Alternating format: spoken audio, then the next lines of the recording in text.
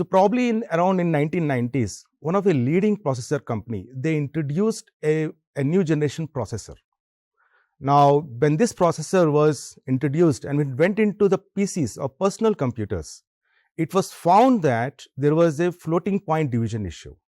Now, what happened was the processor company had to recall all those processors back.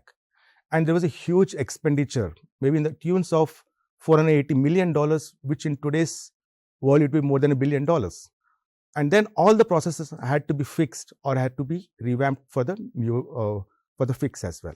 So, and this processor was built on top of the previous processor and the functionality was exactly same, but still it missed and there was an issue with because of that missing check in the final product.